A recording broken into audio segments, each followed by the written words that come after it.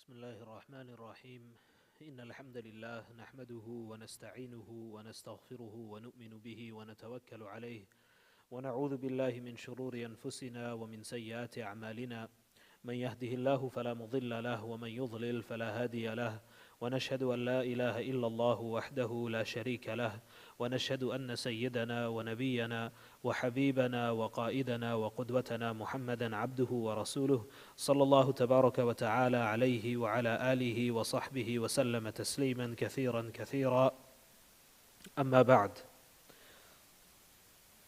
Honorable brothers and sisters, welcome to day 10 of our Ramadan series on the book ثلاثون سببا للسعادة, or 30 means of acquiring happiness. Today, inshallah, the 10th means of acquiring happiness, as the Shaykh puts it, is qada'un wa qadr, or this is strengthening one's belief in the concept of qadr, or destiny, as we believe as Muslims. So part of our belief, and this is actually something that is at times difficult to comprehend in completely, is that we believe that everything that happens and transpires in this world is because of the plan of Allah subhanahu wa ta'ala, and that is the way that Allah destined that particular thing to happen or take place. And there is nothing that could have happened to change that from happening. And there is nothing that will happen until the Day of Judgment that is not known to Allah. And you and I, we are created in this world with a limited amount of free will. So it's not that we don't have any free will. So people, they often, when it comes to belief in qadr, they go to, or historically they have gone to one of two extremes. One is those people who say that, if everything is already predestined and everything, all matters are already decided, then there is no use in performing any obligation or doing anything of this nature, because everything is already decided, so action is pointless. And on the other side, we have those who say that, if everything is already predestined and predecided, and everything is already written, then this doesn't make sense. This defeats the purpose of action, of fulfilling obligations. Therefore, we don't believe that everything is predestined or written, and everything is dependent upon the actions of the human being. And as with most things, my brothers and sisters, the truth lies somewhere in the middle. That as part of our belief, that yes, we do believe that the knowledge of all things that have happened and that will happen until the Day of Judgment is known and is controlled by Allah subhanahu wa ta'ala and is written and decreed by Allah and Allah alone. But at the same time, Allah has created the human being with a limited amount of free will, which He exercises in this world. So whether you decide to pray or you decide not to pray, that is your decision. But the result of what you will choose is decreed and destined and known by Allah subhanahu wa ta'ala, and not by you. And this is something, this concept is sometimes difficult for one to grasp completely. And therefore, this is, the ulama, they mentioned that it is best that if you don't over-explain this. You don't over-explain this, that this is a part of our belief as taught to us by Allah in the Quran and in the Sunnah of the Prophet sallallahu alaihi wasallam. And in fact, most of us when we are children, we would have learned this as part of the articles of our faith. آمنت بالله وملائكته وكتبه ورسله واليوم الآخر والقدر خيره وشره من الله تعالى والبعث بعد الموت. So that part, والقدر خيره وشره, that we believe in the decree of Allah, the destiny of the human being, both good and bad, comes from Allah subhanahu wa ta'ala. And my brothers and sisters, this is one of the means of acquiring contentment and happiness and sa'adah in this world, is actually this belief in qada and qadr.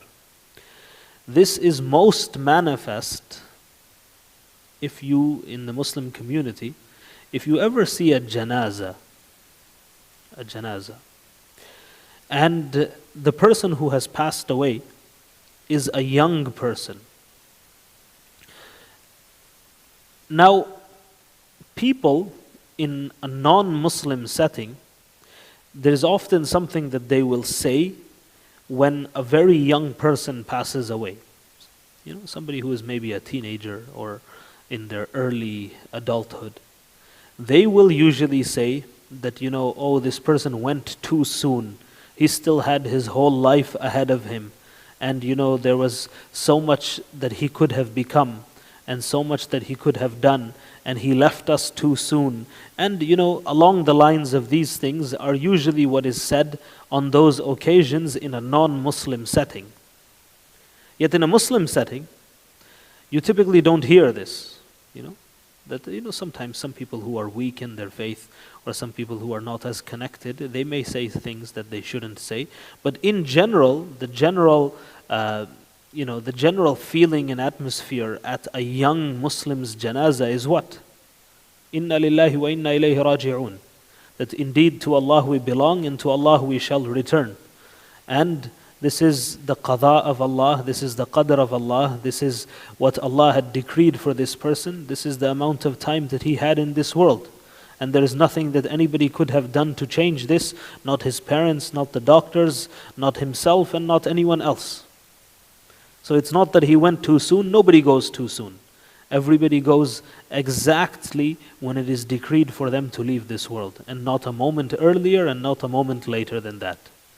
So this is something that, belief in qadr, the world when you live here is going to throw a lot at you. And a lot of this could get you down, could make you unhappy. But belief in qadr is actually one of the greatest tools that you have at your disposal.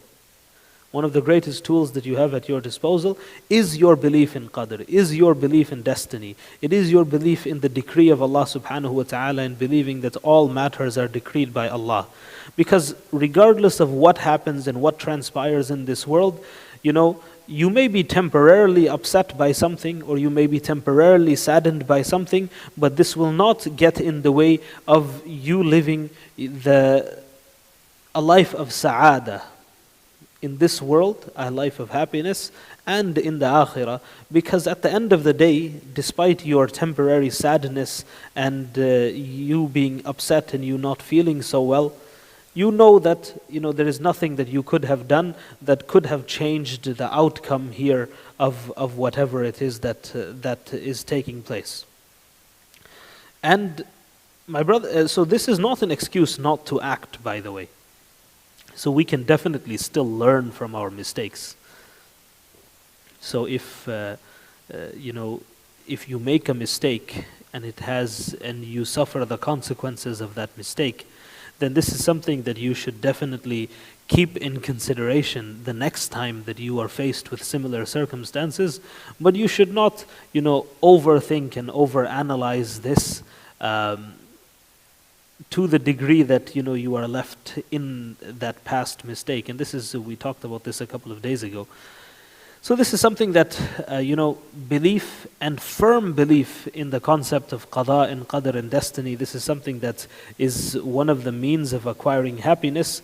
And the quicker you realize that you are at the mercy of the decree of Allah subhanahu wa ta'ala, the more content you feel with the outcome one way or the other. The believing person, even if they suffer a temporary setback in their life, in their business, in their personal life, in their professional life, whatever, in their health, then they, at the end of the day that, you tried everything that was within your power to have the outcome one way, and Allah destined and decreed for it to be another way, and only the decree of Allah subhanahu wa ta'ala is what will pass. And this is something that we all realize, we all accept, and this is one of the reasons why we are a people of sa'adah, we are a people of happiness, and because we release ourselves to the decree of Allah subhanahu wa ta'ala. And this is a wonderful feeling. That after trying your utmost best, sometimes things won't go your way. Sometimes things don't turn out the way that you had planned and that you expected and you were anticipating. And for somebody who doesn't believe in qadr, this person will spiral out of control at times. They will go into depression or anxiety or something like this. And this person will be left traumatized by that event or that mistake. And it's not that depression and anxiety and these sorts of things don't exist in the Muslim community, and if they do, treatment should be sought for them. But this is an excellent remedy and cure for this. This is an excellent remedy and cure for this. And there are a few points that we can reflect on over here as well, inshallah. Number 2 is, gratitude and first is this belief in the concept of qadr itself, and strengthening this belief amongst ourselves and teaching this to our children. Number 2 is gratitude and being grateful to Allah subhanahu wa ta'ala. This also ties into the concept of qadr. That oftentimes we associate the result of actions to the means that we take to realize an objective. So why was I able to achieve result X? It's because I took this and that means to acquire it. So why was I able to buy this? Because I did this, and that is why I was able to buy that. Or I was able to achieve this because of 1, 2, and 3 steps that I took. Where the reality is that you took the steps, right? You did take the steps. But the realization of that objective or of that goal of yours has nothing to do with what you did and everything to do with what Allah decreed for you to receive. Because there are many other people who take the same steps and they achieve entirely different results that are different than yours. So this tells you that it's not what you did that made whatever it is that happened happen.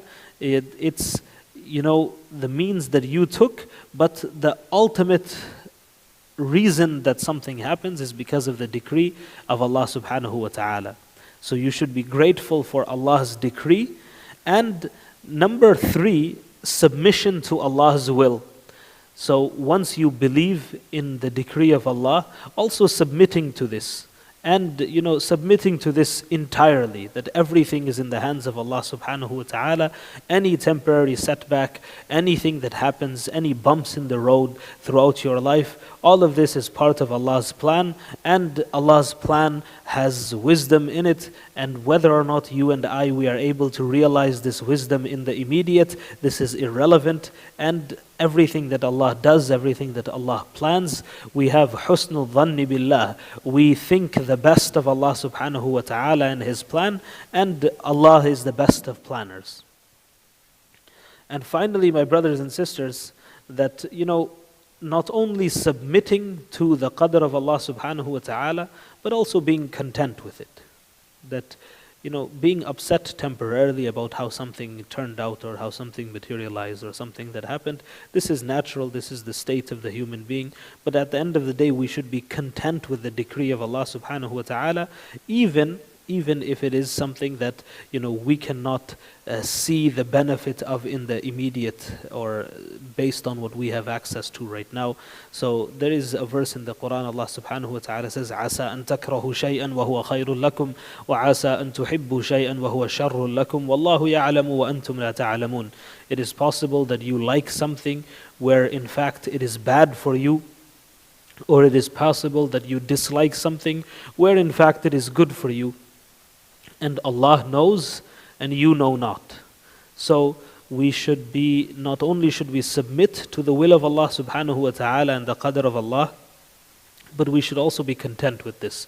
Whatever the outcome is, you take all of the necessary steps to achieve your desired outcome, but at the end of the day, whatever the desired outcome is, you are content with this because you have submitted totally to the will of Allah subhanahu wa ta'ala.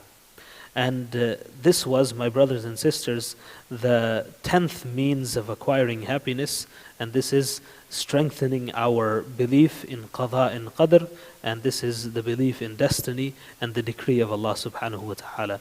Jazakumullahu khairan, wa sallallahu ala sayyidina Muhammadin wa ala alihi wa sahbihi wa sallim. Assalamu alaikum wa rahmatullahi wa barakatuh.